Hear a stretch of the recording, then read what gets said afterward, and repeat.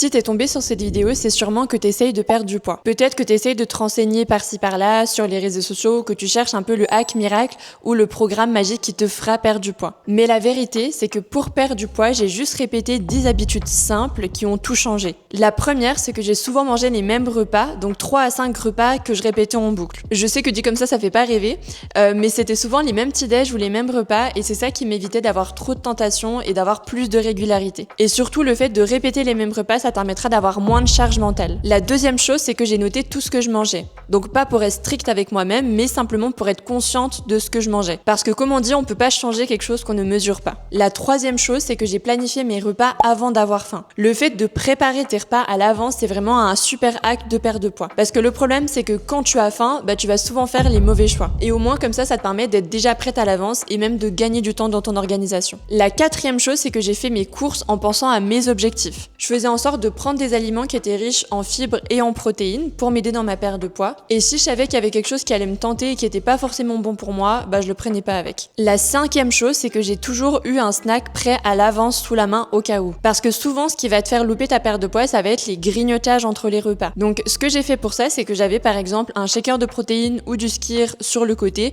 si vraiment j'avais faim entre les repas, et ça me permettait d'être rassasiée, mais d'avoir quand même un snack qui était sain et bon pour ma perte de poids. La sixième chose, c'est que j'ai cuisiné fait maison. Au lieu de commander sur Uber Eats ou alors d'aller au restaurant, je faisais en sorte de préparer moi-même mes repas, et rien que ça, avec l'huile ou tout ce que tu utilises pour faire à manger, ça te permet déjà d'économiser des calories et de favoriser ta perte de poids. La septième chose, c'est que j'ai suivi un plan d'entraînement qui était spécifique à mes objectifs. Donc j'ai arrêté de suivre les séances que je voyais sur Instagram d'autres influenceuses et j'ai commencé à faire de vraies séances, donc 3 à 4 séances de muscu par semaine avec un peu de marche pour être sûr que ça favorise mon objectif personnel. Et surtout, je faisais en sorte de suivre mes entraînements pour avoir une bonne surcharge progressive. La huitième chose, c'est que je me couchais un peu plus tôt au lieu de scroller sur mon téléphone ou de regarder un film sur Netflix. Vraiment, on se rend pas compte, mais le sommeil, c'est un vrai hack perte de poids. Parce que si tu dors bien, déjà tu récupères mieux, mais t'as aussi plus d'énergie, moins de fatigue et surtout tu vas avoir moins de fringales. La neuvième chose, c'est que j'ai continué même quand je stagnais. Ce qui est important de comprendre, c'est que ta perte de poids, elle va jamais être parfaite. Peut-être qu'il y a certaines semaines où tu auras moins de résultats, mais ça fait aussi partie du processus. Les vrais résultats, ils vont venir sur le long terme, donc c'est pour ça que tu dois persister, même les semaines où tu stagnes. Et la dixième et dernière chose, c'est que j'ai arrêté de chercher la perfection. J'ai assez vite compris que j'allais pas pouvoir être parfaite tout le temps, que ce soit au niveau de mon alimentation ou du sport. Donc même si des fois j'allais à la salle, mais je savais que j'allais pas faire une séance de sport parfaite,